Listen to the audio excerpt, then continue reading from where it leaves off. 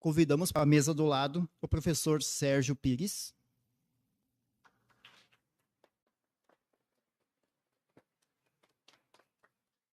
Também convidamos a advogada Liara Lima.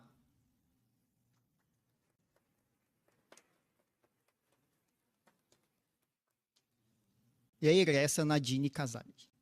Bandeira.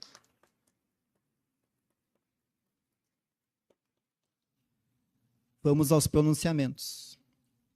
Para realizar uma saudação, convidamos o professor do curso de Direito no GI desde 1986, o professor Sérgio Pires, para fazer a sua fala.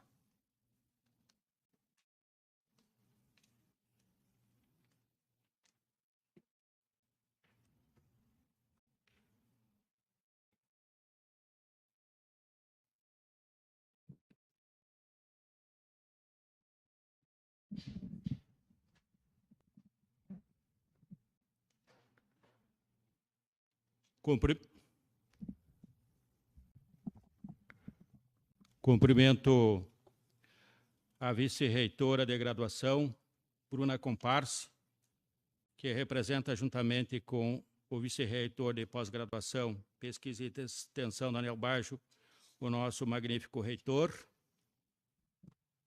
Em nome dos dois vice-reitores, cumprimento todas as demais autoridades universitárias aqui presentes.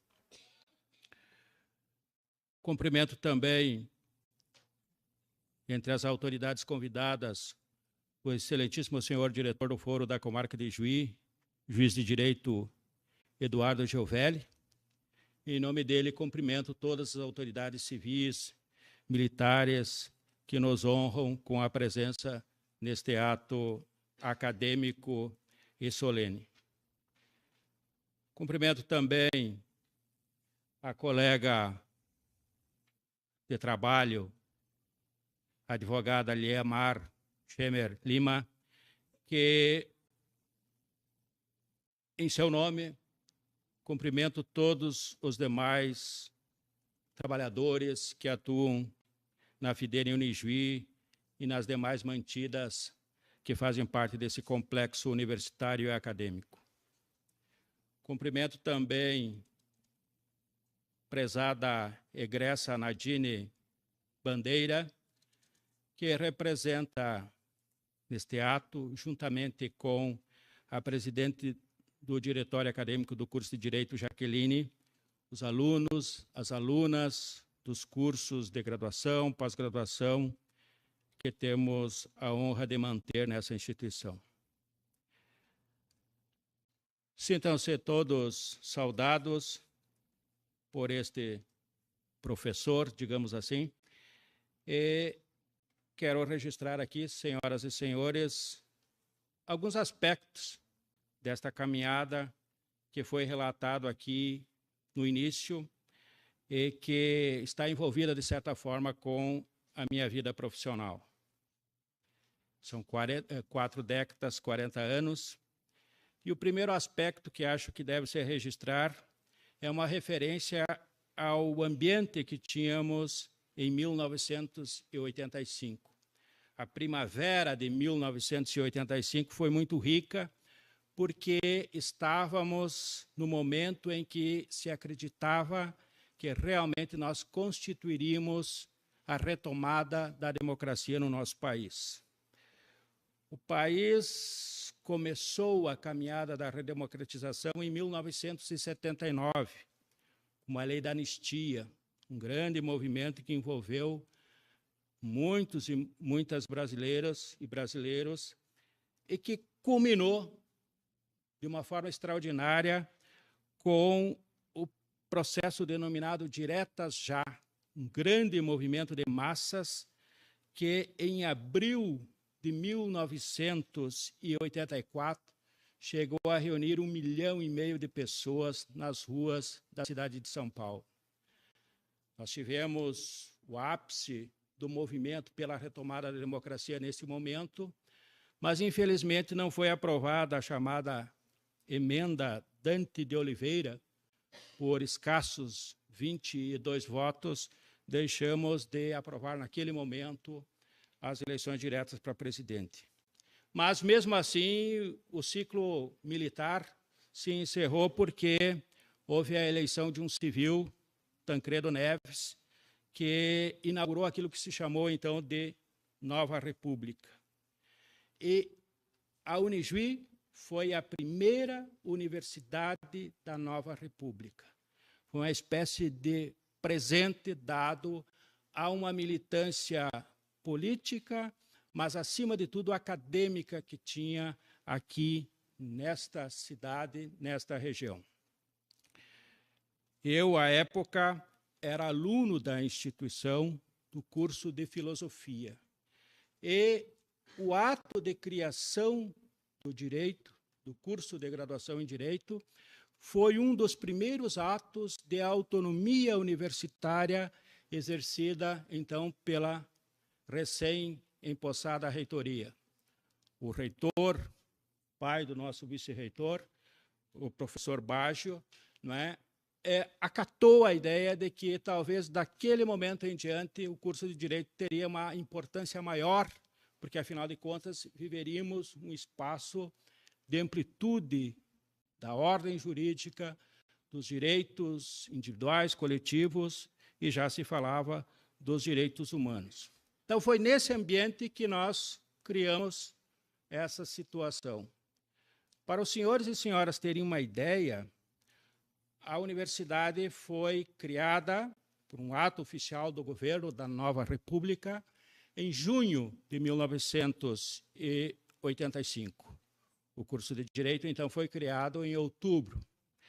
E, quando foi criado a universidade, o professor Baggio veio de Brasília, desembarcou no aeroporto, óbvio, mas chegou na frente da prefeitura, e houve um momento espontâneo de grande festejo, e vão vendo toda a comunidade de Juí. Mas aquilo foi uma coisa de improviso. Depois, no final da semana, na sexta-feira, a comunidade acadêmica organizou um evento próprio, solene, para festejar aquele momento. E como foi feito isso? Apagaram-se as luzes da Rua do Comércio, e nós todos descemos, alunos, professores, quem quisesse participar daquele ato, com luzes, caixotes, luzes de um combustível nas taquaras, iluminando, em tese, não é? Então, as ruas de Juí até a Praça da República, onde que houve novamente o ato solene. E observem que havia tanto sonho, tanta esperança, que não pareceu fora de propósito nós cantarmos esta palavra de ordem aqui, que eu vou repetir. Era bem assim que cantávamos, principalmente nós, estudantes. 1, 2, 3, 4, 5 mil. Com a Unijuí mudaremos o Brasil. Veja a esperança, né?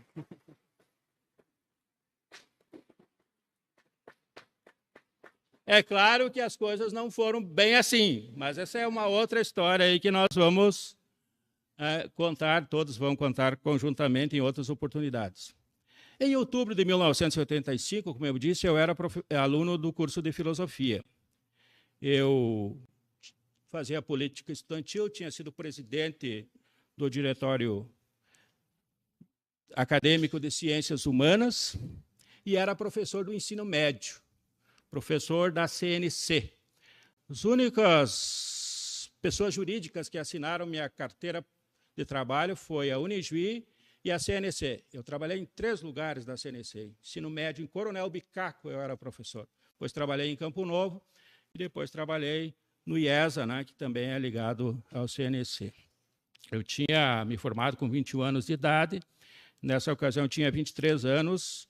E pela militância política, e talvez por algum tipo de indicação, eu fui chamado a falar com aqueles que estavam construindo o curso, teoricamente. Falei com o professor Darcísio Correia, que era juntamente com o José Correia, que deu o depoimento ali registrado, com o professor Edmir Bagatini e com o professor Egídio Dalforno, eram os que tinham formulado a proposta acadêmica do curso.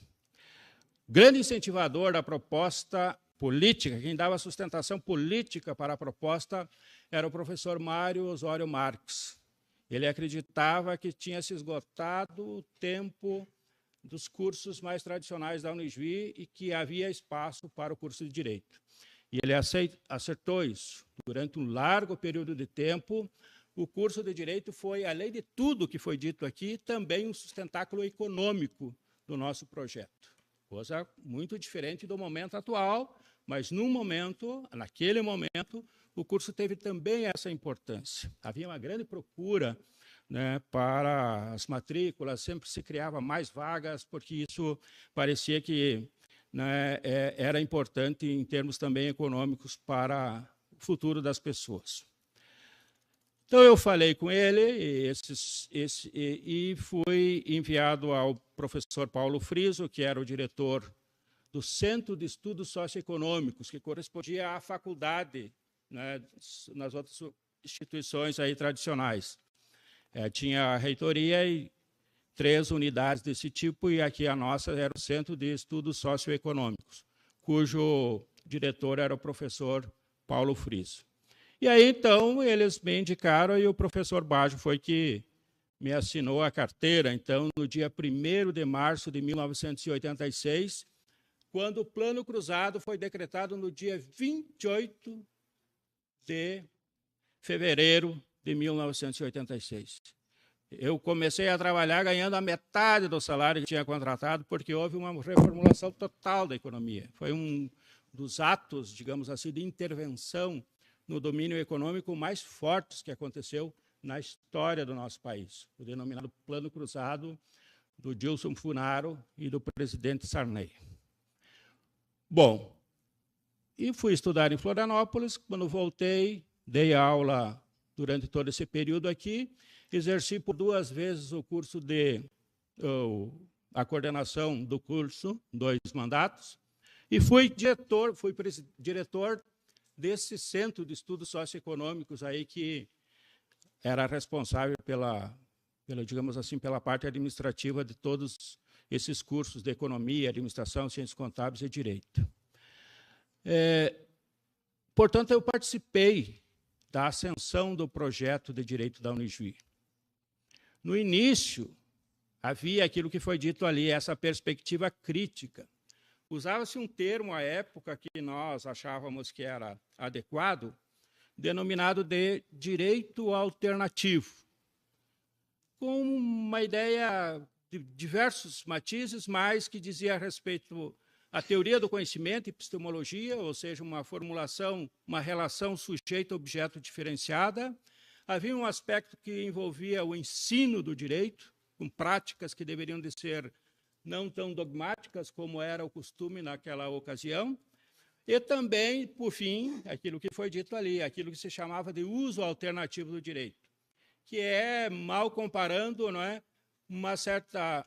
um certo ativismo, mal comparando com o ativismo contemporâneo, um ativismo mais com um compromisso em prol dos menos favorecidos. Então, era aquela história, se não tem norma positiva que regule, deve ser regular pelos princípios de auxílio aos menos favorecidos. Isto era o que animava o início do nosso curso.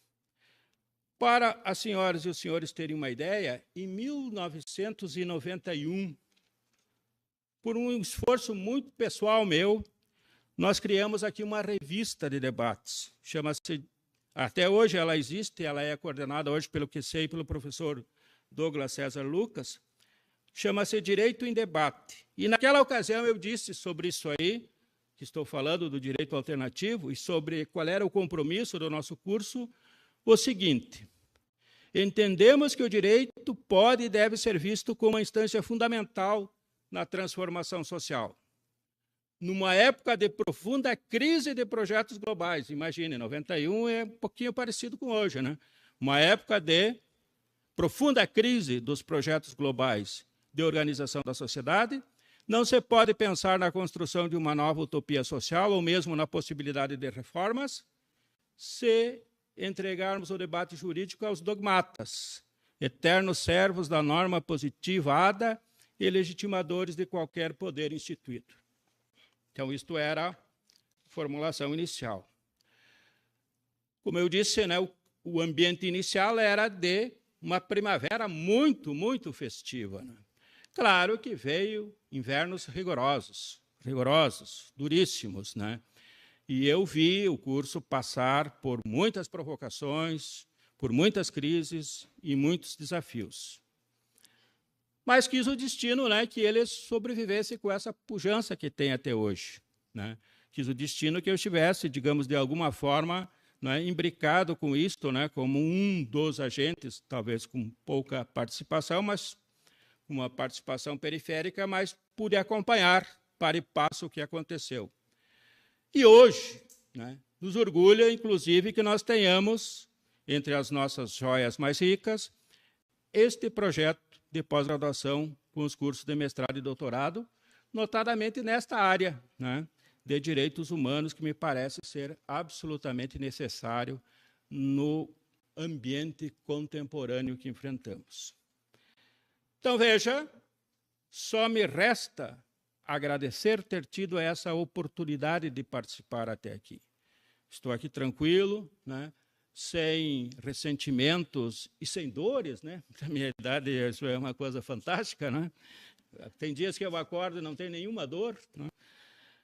Então, só me resta agradecer, como eu disse, não é? E falar como professor. Se eu fosse um poeta, certamente agora leria um poema, né? Se fosse um músico, ia tocar alguma coisa de música para os senhores. Se eu fosse sábio, ia dar um conselho, mas não sou nem poeta, nem músico, nem sábio. Eu cheguei a ter a ambição de ser professor.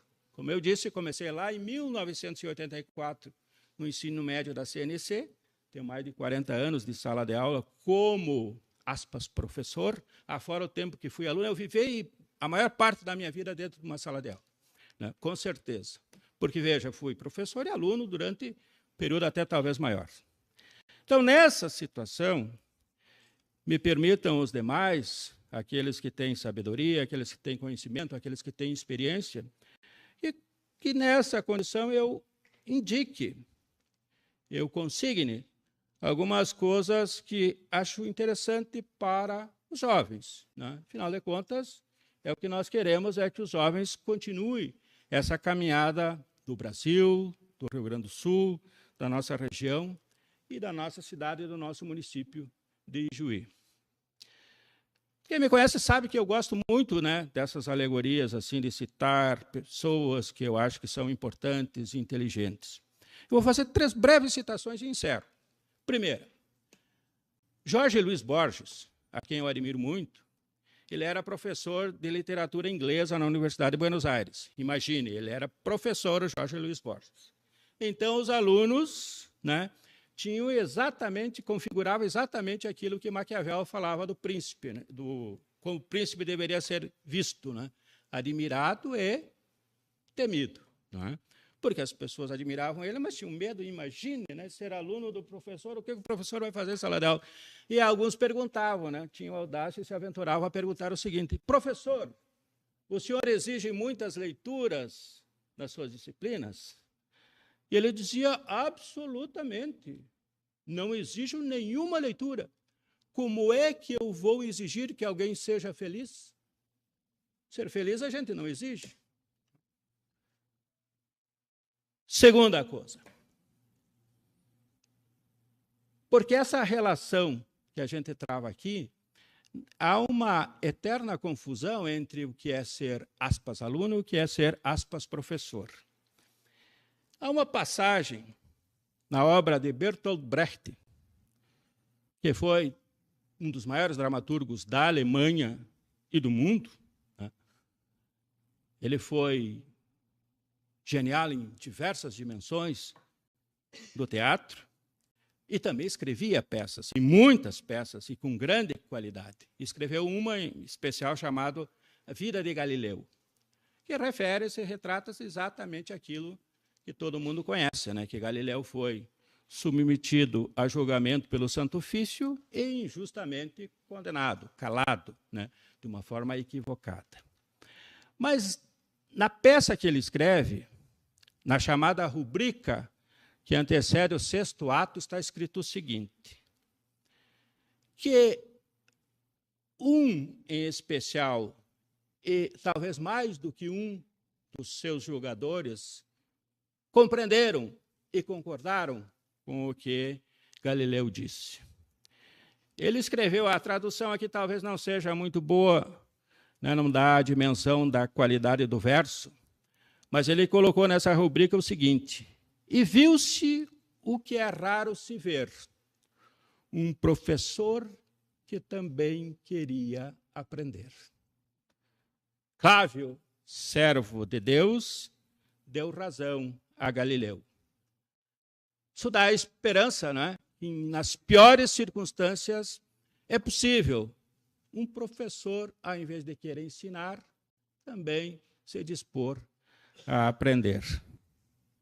Eu creio que há, sim, esperança, perspectivas de voltarmos a cantar coisas do tipo que aqueles jovens cantavam lá em 1985. 1, 2, 3, 4, 5 mil. Com o que nós quisermos, mudaremos o Brasil. Para encerrar, já que falei de um comunista chamado Brecht, né? Vou citar um conservador, Benjamin Disraeli. Foi um político conservador inglês do século XIX, que, entre muitas frases que ele deixou, escreveu uma que é muito instigante. Ele disse o seguinte: para todos nós, mas principalmente para aqueles que se aventuram no espaço público, disse ele, nunca se queixe, nunca se explique, nunca peça desculpas. A primeira coisa que quem ouve isso tende a dizer, pô, mas que arrogância, né? Que soberba. É que talvez ele tenha dito o seguinte: nunca crie condições para ter de se queixar, se explicar e pedir desculpas. Como é que disse aquele personagem lá da vida de Galileu? E por se mueve. Muito obrigado.